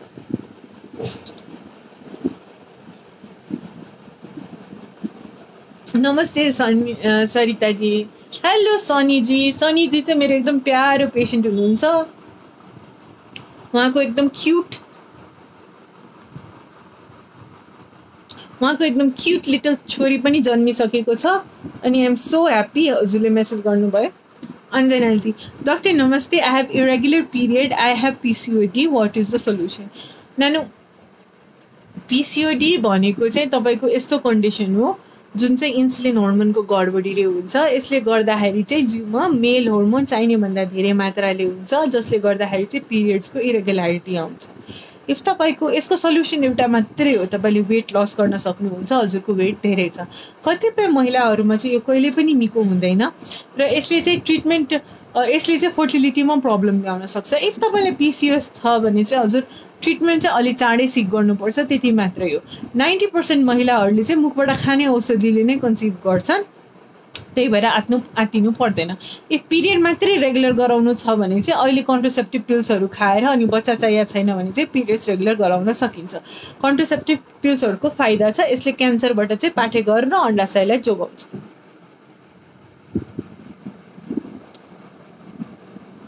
अमृता घिमिरेजीलाई चाहिँ नमस्ते।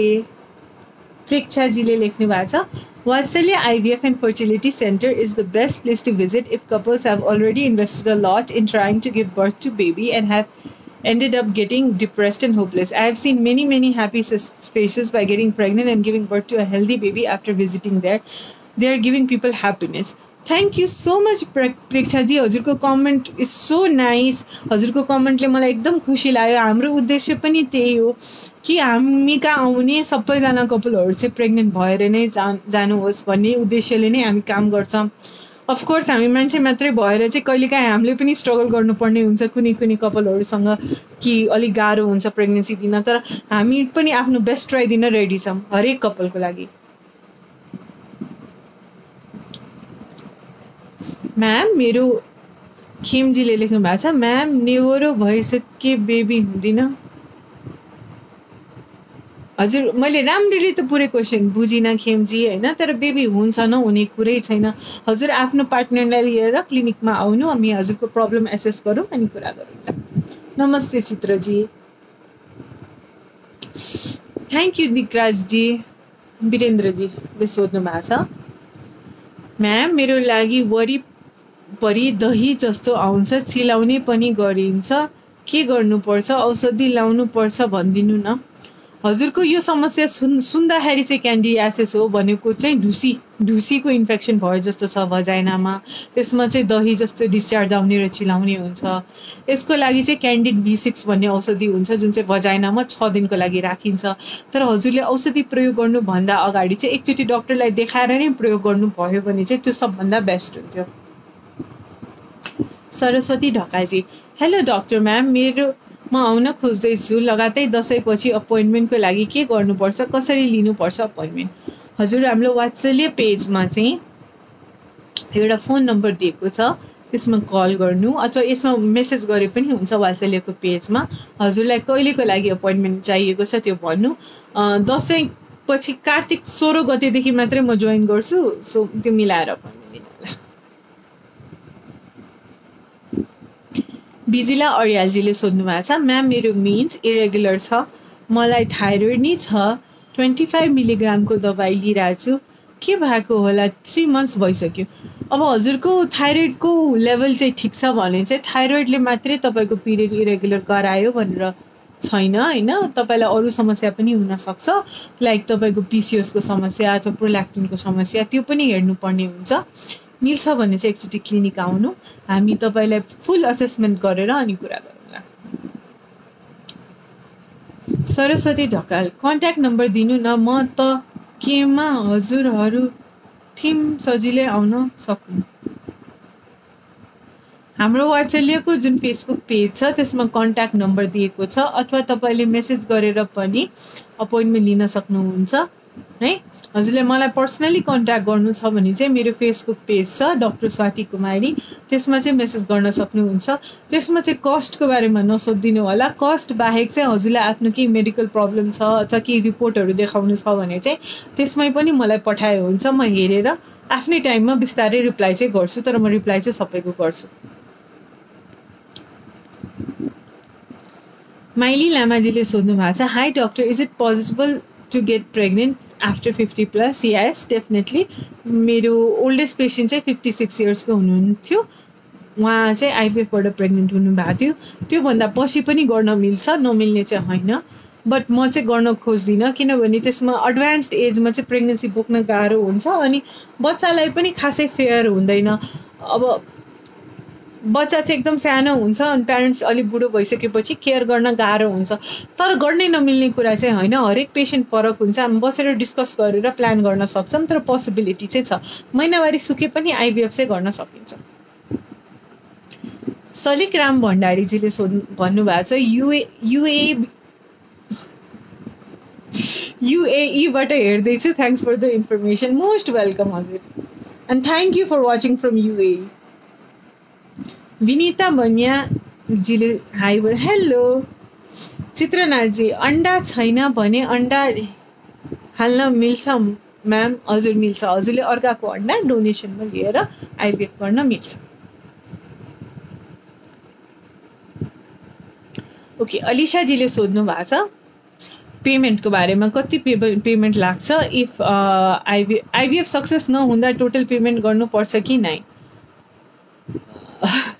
प्रक्रिया त गरिन्छ, सो प्रक्रियाको कस्ट त तपाईँलाई लाग्छ। हजुरहरूलाई कस्टको बारेमा चाहिँ जानकारी लिन मन छ भने चाहिँ होइन, किनभने त्यो कस्ट हजुरलाई किन लाग्छ, यो कति महँगो छ यो प्रक्रिया हजुरहरूको लागि गर्न हजुरहरूलाई आइडिया छैन। यो आइभीएफको एकजना पेसेन्ट चेल्सीबाट आउनुभएको थियो, अमेरिकाबाट। उहाँले त्यहाँ 2 चोटि ट्राई गरेर फेल भएर अनि उहाँको मान्छे चिनेको मान्छे वात्सल्यमा प्रेग्नेन्ट भएर अनि पछि हामी कहाँ आउनुभएको थियो। मेरै पेसेन्ट हुनुहुन्थ्यो। अनि उहाँको चाहिँ मैले गर्दाखेरि चाहिँ फर्स्ट एटेम्पमा प्रेग्नेन्ट हुनुभयो। अनि दे वर सो ह्याप्पी, अनि दे वर सेयिङ कि उहाँको 3 करोड खर्च भएको थियो अरे उता अमेरिकामा। अब नेपालमा त तपाईँलाई लाग्ने कस्ट चाहिँ त्यसको 1% पनि होइन कि खासमा चाहिँ होइन। 3 करोड अमेरिकामा खर्च गरेर अनि फेल भएको, नेपाली पैसा अभियसली। तर नेपालमा चाहिँ तपाईँलाई लाग्ने कस्ट भनेको त्यसको 1% पनि होइन। तर यो प्रक्रिया नै अलि महँगो छ कि जिउभन्दा बाहिर बच्चा बनाउनु भनेको चाहिँ तपाईँको कति प्राकृतिक कुरा होइन नि त, यो त कति डिफिकल्ट कुरा हो। हामीले त्यसको लागि के सामान प्रयोग हुन्छ, कस्तो टेक्नोलोजी चाहिन्छ होइन, त्यो कुनै कुरा नेपालमा बन्दैन। सो इट्स भेरी डिफिकल्ट होइन, त्यो हजुरहरूले चाहिँ बुझ्नुहुन्न। तर लाइक आइभीएफको त अभियसली प्रक्रिया गरेपछि चाहिँ कस्ट चाहिँ लाग्छ। कस्ट नै बुझ्ने हो भने ठ्याक्क कति लाग्छ भने चाहिँ हाम्रो यो फेसबुक पेजमा, वात्सल्यको फेसबुक पेजमा मेसेज गरेर सोध्नु सक्नुहुन्छ, अथवा त्यो त्यहाँ दिएको नम्बरमा कल गरेर सोध्न सक्नुहुन्छ। सरिता घिमिरेजी, हेलो डक्टर, मैले एकचोटि आइभीएफ गरेको 5 वर्ष भयो। अहिले मेरो उमेर 38 भयो। फेरि गर्न हुन्छ कि हुँदैन? हुन्छ, गर्न मिल्छ। हजुर आउनु, हजुरको कन्डिसन असेस गरेर गरौँला।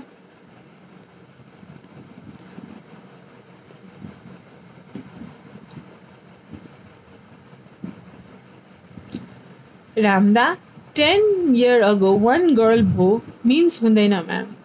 मिन्स हुँदैन भने चाहिँ हर्मोनको प्रब्लम हुनसक्छ कि त महिनावारी सुकेको पनि हुनसक्छ। हजुरको एजमा पनि भर पर्यो है। हजुरले चाहिँ अलि डिटेलमा भनिदिनु होला। राम दत्तजी, हजुरले हजुरको नम्बर दिनुभएको छ। हजुरको नम्बरमा चाहिँ म भोलि कल गर्न लगाउँछु, अनि हजुरलाई मिल्ने बित्तिकै हजुरलाई चाहिँ हामी अपोइन्टमेन्ट दिउँला। चाहिँ नम्बर राख्छु। नमस्ते सन्ध्याजी, सन्चै हुनुहुन्छ हजुर? नमस्ते विनोदजी। पिङ्कीजी, हजुरले आइभीएफको कस्टको लागि चाहिँ वात्सल्यको पेजमा चाहिँ इनबक्स गरिदिनुहोस्, अथवा त्यहाँ दिएको नम्बरमा फोन गरेर सोध्न सक्नुहुन्छ। नमस्ते चित्रनाथजी, नमस्ते लालजी। रूपक सुमनजी आइभीएफ गरेको लागि मोटरसाइकल चढ्न मिल्छ कि मिल्दैन? डेफिनेटली मिल्छ। नेचुरली प्रेग्नेन्ट मान्छे मोटरसाइकल चढ्न नमिल्ने हो र? होइन नि, होइन। नेचुरली प्रेग्नेन्ट मान्छे पनि धेरै गर्लाङ गुर्लुङ बाटो हिँड्नु भएन, आइभीएफ प्रेग्नेन्ट मान्छे पनि धेरै गर्लाङ गुर्लुङ बाटो हिँड्नु भएन, त्यति मात्रै कुरा हो।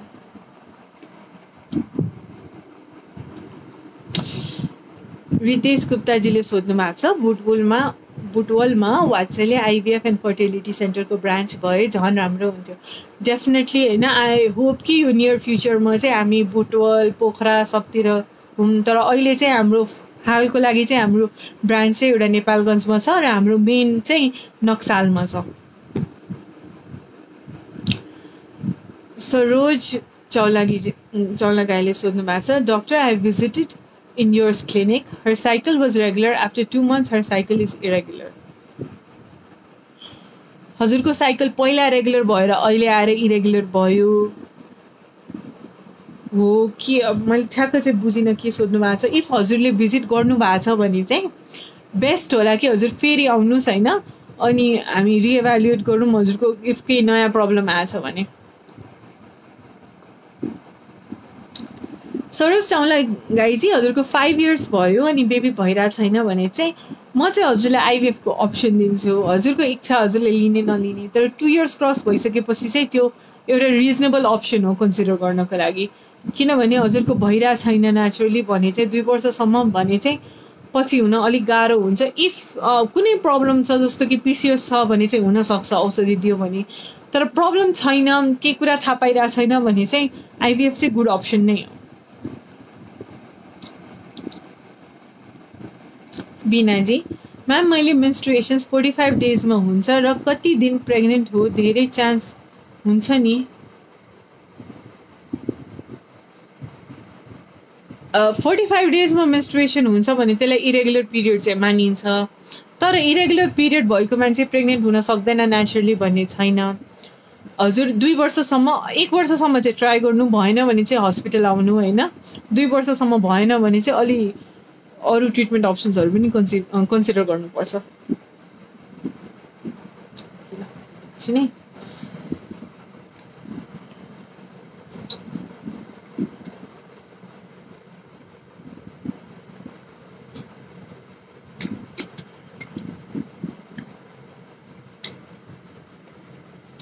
भगवती खनाल रूपा खेती, हेलो डक्टर, म नि दसैँपछि आउँछु, सो पिसिएस प्रब्लम छ, पिरियड रेगुलर छैन, म आउँछु म्याम, आइभीएफ प्लान गरेको छु डक्टर। ओके डेफिनेटली, त्यसो भए हजुर आइभीएफ नै प्लान गरेर आउनु भएको छ भने चाहिँ एकचोटि दसैँ र तिहारको बिचमा मलाई भेट्नु, 15 गतेपछि चाहिँ म अभाइलेबल हुन्छु, अनि हामी आइभीएफको प्रक्रिया सबै जाँचहरू चाहिँ गरौँला, त्यतिखेर आइभीएफको प्रक्रिया चाहिँ तिहारपछि सुरु गरौँला। नमस्ते दिपकजी।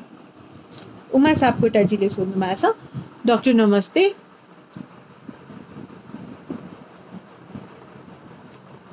म 23 इयर्सको एजबाट इन्फर्टिलिटीको ट्रिटमेन्ट गरेको ओम हस्पिटलमा।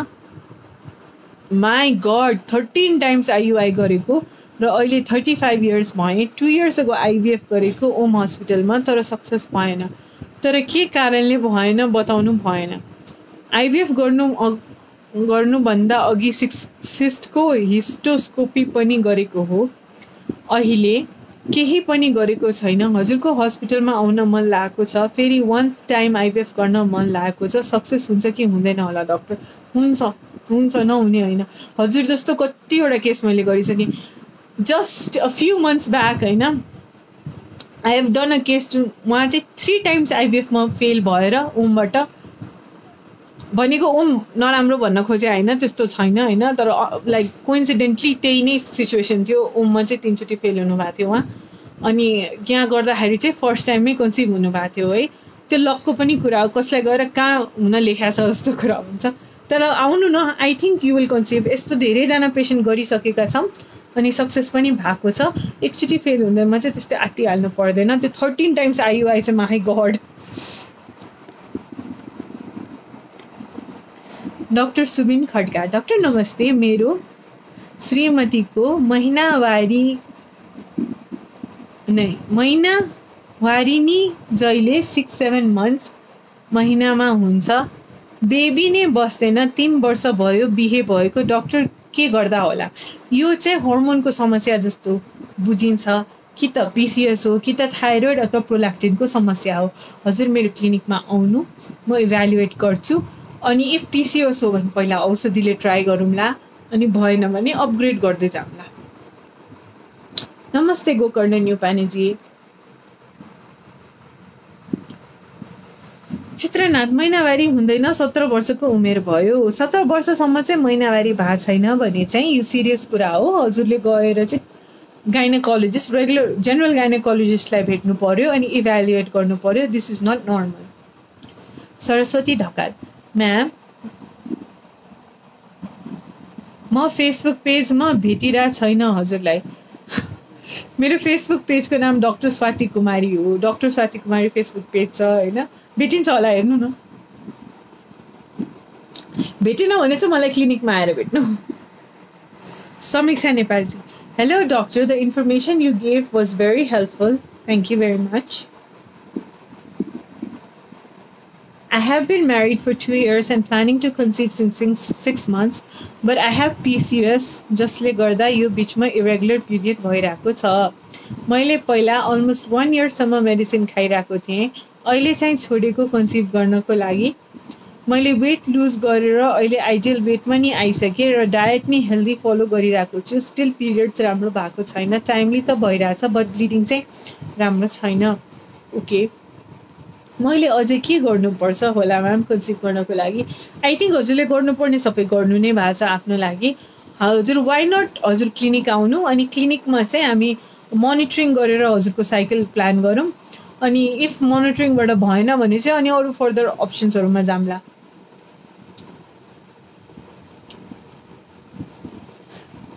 ओके, प्रिया अर्याल पौडेलजी हेलो नमस्कार डाक्टर साहब, मेरो 5 टाइम मिसक्यारेज भयो। चेक गरेको एभ्रिथिङ नर्मल बट एउटा हर्मोन हाई आयो, होमोसिस्टिन के यसले मिसक्यारेज गराउँछ र प्लिज डिटेल्स भनिदिनु न। यस, हाइपर होमोसिस्टिनिमियाले चाहिँ मिसक्यारेज गराउँछ, द्याट्स ट्रु।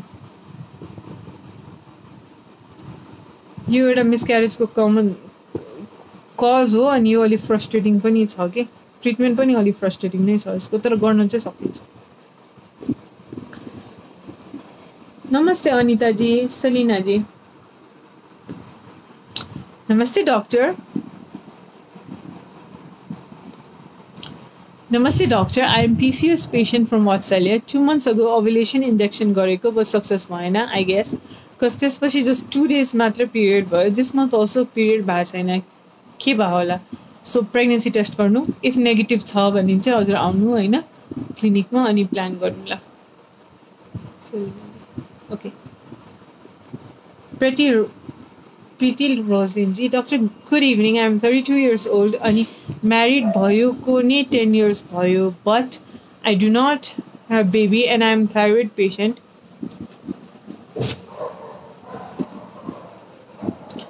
6 years भयो थाइरोइड भएको नि।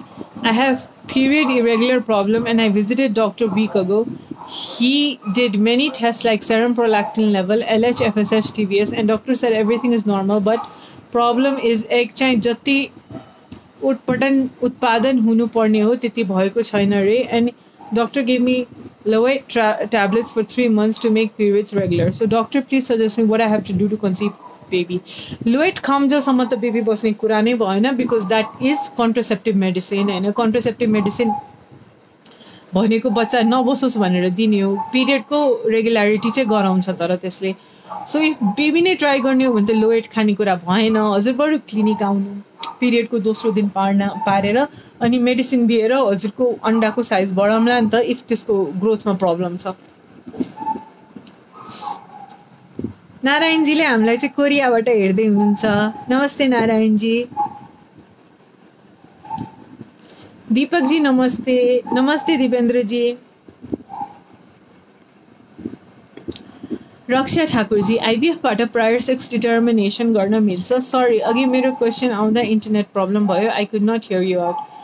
सेक्स डिटर्मिनेसन इज इलिगल नेपालमा, सो हामी गर्दैनौँ है। इम्पोसिबल चाहिँ होइन बट इट इज इलिगल अनि गरिँदैन। अब कुनै कुनै देशहरूले चाहिँ अलाउ गर्छ, हाम्रो देश इन्डियामा नेपालमा चाहिँ अलाउ हुँदैन, त्यही भएर गर्दैन। हामीसँग त्यो सुविधा पनि छैन जसबाट चाहिँ हामी गर्न सक्छौँ।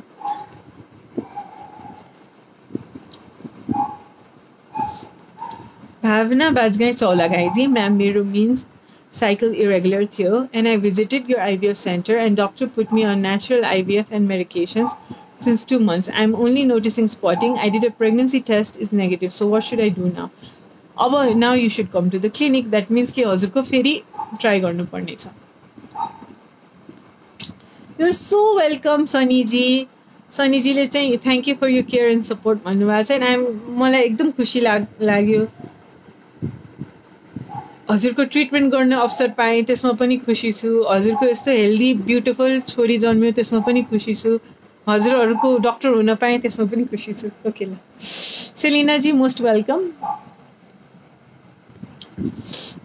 सुरज जी, 47 year old हो मेरो वाइफ, महिनावारी रोक्यो, जस्तो 6 3/4 months भयो, यानी बेबीको लाइनमा कुरा हुँदै थियो, केही थियो कि उपाय छ डक्टर? 47 years हुनुहुन्छ भने त अब चाहिँ आएर आइभीएफ बाहेक कुनै उपाय छैन। यो एजमा चाहिँ natural pregnancy is very almost impossible. ठ्याक्क इम्पोसिबल त भन्न मिलेन, तर अलमोस्ट इम्पोसिबल। सो अब चाहिँ आइभीएफ गर्नुपर्छ। Which cell stage is implanted in the endometrium? Blastocyst अलिकति फर्दर ग्रो गरेर चाहिँ इम्प्लान्ट गर्छ in the endometrium. Blastocyst is 5 days, implantation occurs on the 7th or 8th day है। छन्द छेत्रीजीले सोध्नु भएको छ, हेलो डक्टर, मेरो दिदी बेबी प्लानिङमा हुनुहुन्छ, तर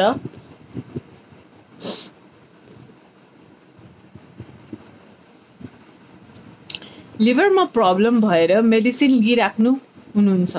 हाफ इयर अगो भयो मेडिसिन लिएको पनि। यसले गर्दा बेबी प्लानिङ गर्न मिल्छ कि मिल्दैन? केही प्रब्लम हुन्छ कि हुँदैन म्याम?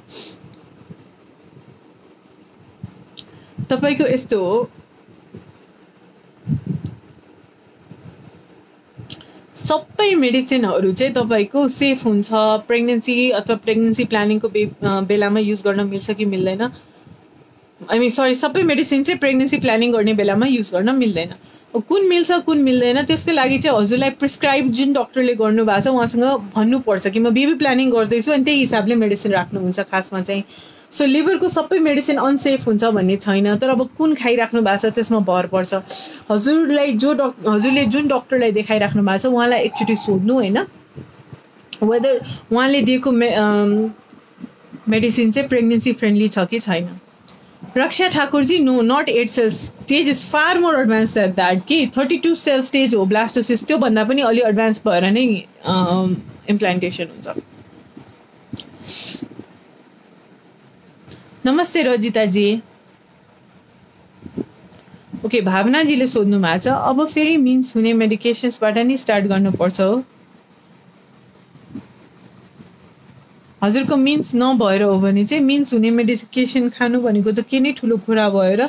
मिन्स गराएर नै ट्रिटमेन्ट सुरु गर्नुपर्छ जहिले पनि। बिना मिन्स भइकन त अब कसरी प्रेग्नेन्सी प्लान गर्ने?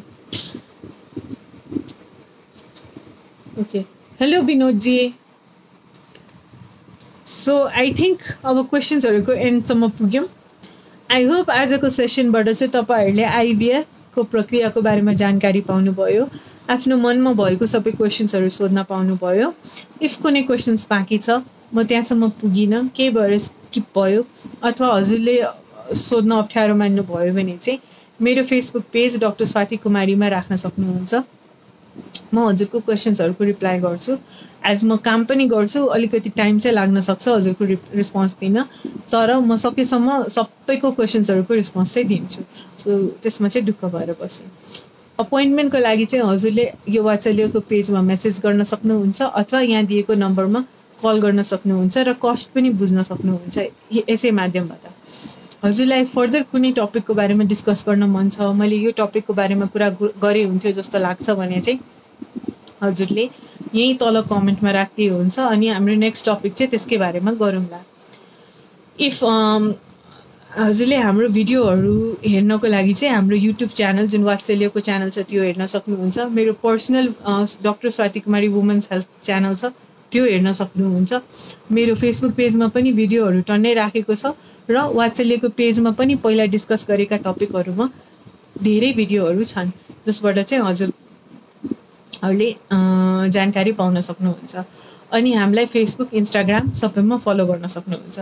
तल 3टा नयाँ क्वेसन आयो, म एकैछिन हेरिदिइहाल्छु अनि त्यसपछि आई विल एन्ड दिस है। विनोदजीको मिन्स भएको कति दिनपछि प्रेग्नेन्टलाई चान्स हुन्छ?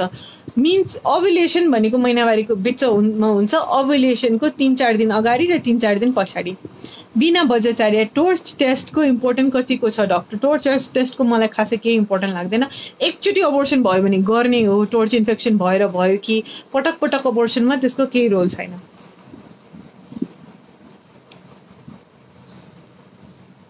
आइभीएफमा चाहिँ हामीले डे 3 राख्यौँ भने चाहिँ 8 सेल राख्छौँ जुन चाहिँ भित्र गएर सेलहरू ग्रो गर्दै जान्छ। ब्लास्टोसिस्ट राख्यो भने चाहिँ हामीले 32 सेल राख्छौँ अनि त्यो अझै ग्रो गर्दै जान्छ है रक्षाजी। सो के ल म अब एन्ड गरेँ है। नमस्ते सबैजनालाई।